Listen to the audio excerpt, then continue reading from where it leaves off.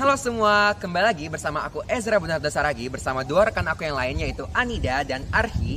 Di video kali ini kita akan membahas mengenai kajian resiliensi iklim. Apa ya kajian resiliensi iklim itu? Kalian harus stay tune di video ini untuk tahu nih info lebih lanjutnya.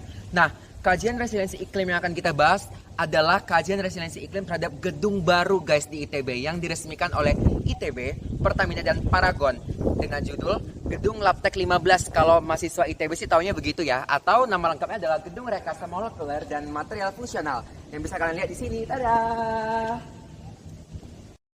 Gedung ini diresmikan pada 7 Agustus 2025 sebagai hasil kolaborasi antara ITB, PT Pertamina Persero, dan Paragon Technology and Innovation untuk mendukung pengembangan riset, inovasi, dan pendidikan di bidang rekayasa molekuler serta material fungsional. Labtek 15 dilengkapi dengan berbagai fasilitas modern seperti laboratorium pendidikan dan penelitian, ruang kuliah dan seminar, ruang dosen, lounge atau ruang santai, ruang belajar mahasiswa, ruang alat instrumentasi, ruang tata usaha, serta ruang auditorium yang menunjang aktivitas akademik dan kolaborasi multidisiplin.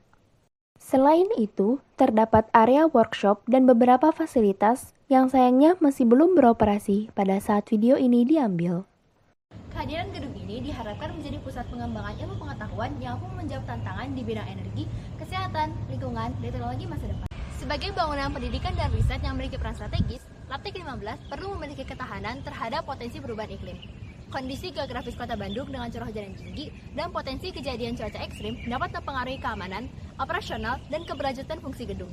Oleh karena itu, dilakukan kajian resiliensi untuk menilai tingkat kesiapan gedung terhadap berbagai bahaya dan resiko lingkungan, serta merumuskan strategi adaptasi untuk meningkatkan ketahanan terhadap resiko iklim di masa depan. Kajian ini menggunakan pendekatan Steps to Resilience yang terdiri dari 5 tahapan utama, yaitu memahami exposure, menilai kerentanan dan risiko, menginvestigasi setiap opsi, menentukan prioritas dan perencanaannya, serta mengambil langkah aksi terhadap rencana. Proses kajian dilakukan menggunakan studi literatur, observasi lapangan, serta wawancara dengan pihak terkait guna memperoleh gambaran kondisi existing, potensi kerentanan, serta kapasitas adaptasi gedung terhadap perubahan iklim. Melalui kajian ini diharapkan Labtek 15 dapat menjadi infrastruktur kampus yang lebih tangguh, adaptif, dan berkelanjutan dalam menghadapi tantangan perubahan iklim di masa mendatang. Dalam mengkaji resiliensi iklim terhadap gedung Labtek 15 ITB, kami telah merumuskan 5 aset komunitas yang penting dan perlu dilindungi, Yaitu aset fasilitas akademik yang mencakup ruang seminar, ruang kelas, ruang rapat, dan ruang sejenisnya, infrastruktur gedung yang mencakup sistem utilitas dan mobilisasi antar lantai, dan tata kelola dan manajemen laboratorium yang mencakup penggunaan alat dan ruang laboratorium. Selain itu, terdapat aset sivitas akademik dan sistem data dan digitalisasi. Aset sivitas akademik ini mencakup setiap pengguna fasilitas bangunan seperti dosen, mahasiswa, dan pegawai administrasi. Sedangkan sistem data dan digitalisasi mencakup sistem pencatatan inventaris, sistem monitoring alat, keamanan data, dan database riset. Nah, aset-aset tersebut kami tinjau resiliensi iklimnya terhadap potensi-potensi bahaya yang mungkin terjadi. Dalam kajian kali ini, kami telah merumuskan 4 bahaya utama, yaitu banjir, tanah longsor, kebakaran, dan angin puting beliung. Pemilihan hazard utama ini didasarkan pada kondisi geografis kota Bandung yang berada di wilayah cekungan dengan curah hujan yang relatif tinggi dan semakin rentan terhadap dampak perubahan iklim. Bahaya kebakaran menjadi penting karena gedung ini berfungsi sebagai fasilitas laboratorium dan penelitian yang memiliki berbagai peralatan listrik, bahan kimia, dan utilitas pendukung. Peningkatan suhu udara dan beban penggunaan energi akibat perubahan iklim berpotensi meningkatkan risiko kebakaran dan gangguan operasional gedung. Bahaya banjir dipertimbangkan karena curah hujan ekstrim yang semakin sering terjadi di kota Bandung dan dapat menyebabkan genangan dan limpasan permukaan termasuk di kawasan kampus. Kondisi ini berpotensi mengganggu akses, merusak fasilitas, serta menghambat kegiatan penelitian dan akademik. Meskipun kampus Ganesha berada pada area yang relatif datar, bahaya tanah longsor tetap relevan karena Bandung dikelilingi oleh kawasan perbukitan yang rentan terhadap pergerakan tanah saat hujan lebat. Kejadian longsor dapat mengganggu aksesibilitas dan konektivitas menuju kawasan kampus.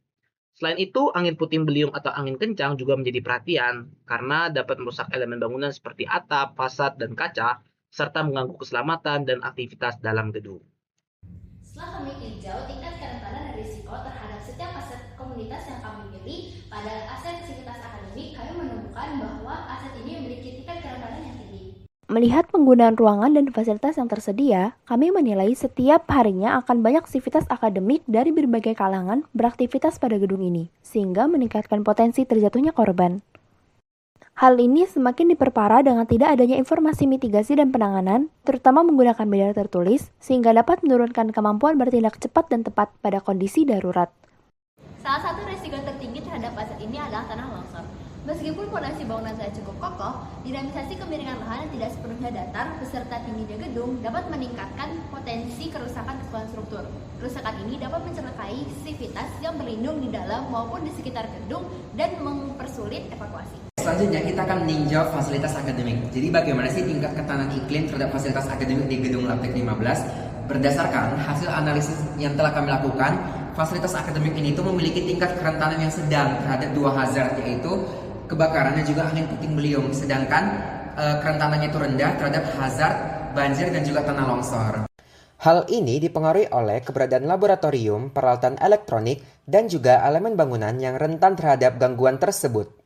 Dari sisi risiko, banjir, kebakaran, dan angin puting beliung berada pada kategori sedang, sedangkan tanah longsor berada pada kategori rendah. Dengan demikian, fokus utama yang perlu diperhatikan adalah perlindungan aktivitas pembelajaran dan penelitian dari gangguan cuaca ekstrim dan juga kebakaran. Selain fasilitas akademik, kami juga meninjau infrastruktur gedung untuk mendukung operasional Labtek 15. Berdasarkan hasil analisis yang telah kami lakukan, infrastruktur gedung ini memiliki tingkat kerentanan yang sedang terhadap hazard kebakaran dan angin puting beliung, sedangkan tingkat kerentanan yang rendah terhadap banjir dan juga tanah longsor.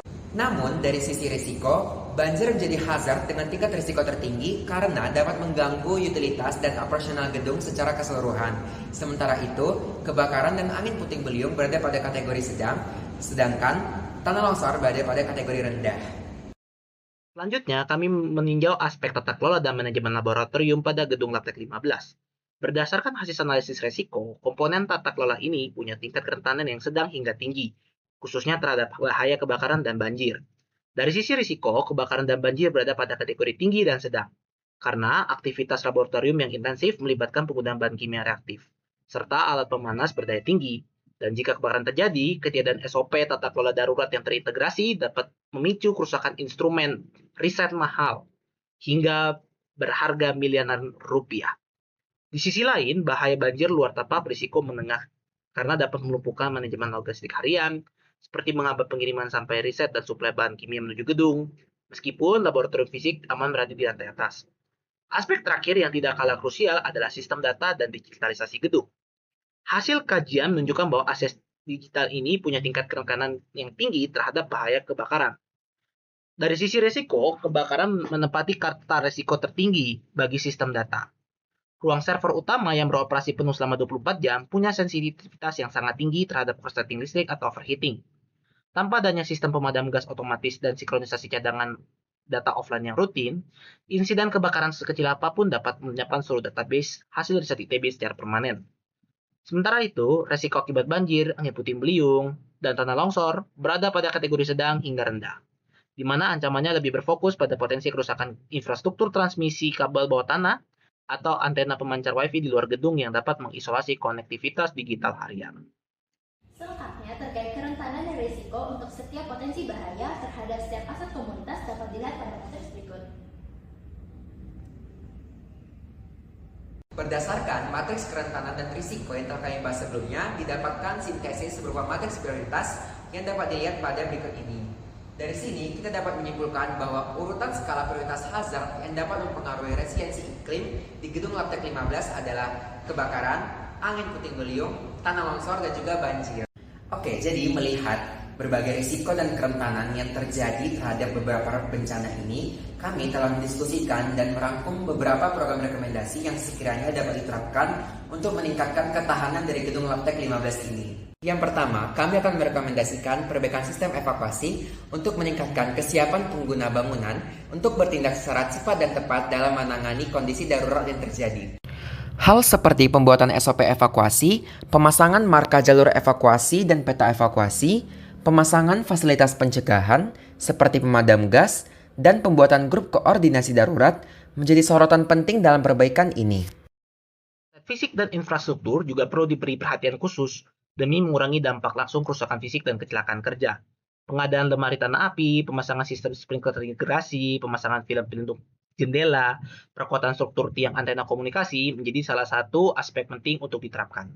Selain itu, kami juga menilai pemeliharaan lingkungan seperti manajemen vegetasi di sekitar bangunan dan sistem drainase sekitar penting diperhatikan demi meningkatkan daya dukung lingkungan terhadap cuaca ekstrim. Peningkatan ketahanan IT dan tata kelola data, seperti sinkronisasi data otomatis dan pencadangan penyimpanan data secara offline juga menjadi hal yang tidak kalah penting untuk diterapkan. Diikuti dengan integrasi sistem peringatan dini demi memberikan waktu lebih awal untuk mengambil tindakan preventif. Sebagai kesimpulan, instrumen Step to Resilience telah membantu kelompok kami dalam memetakan kesiapsiagaan Gedung Labtek 15 ITB terhadap multibahaya yang berhubungan dengan iklim secara terstruktur dan berbasis data. Berdasarkan matriks kerentanan dan risiko yang telah kami susun, ancaman kebakaran jadi prioritas nomor 1 akibat tingginya sensitivitas aset data dari laboratorium. Sedangkan banjir, puing-puing, dan tanah longsor berada pada tingkat sedang hingga rendah akibat terbantu oleh kokohnya fondasi bangunan.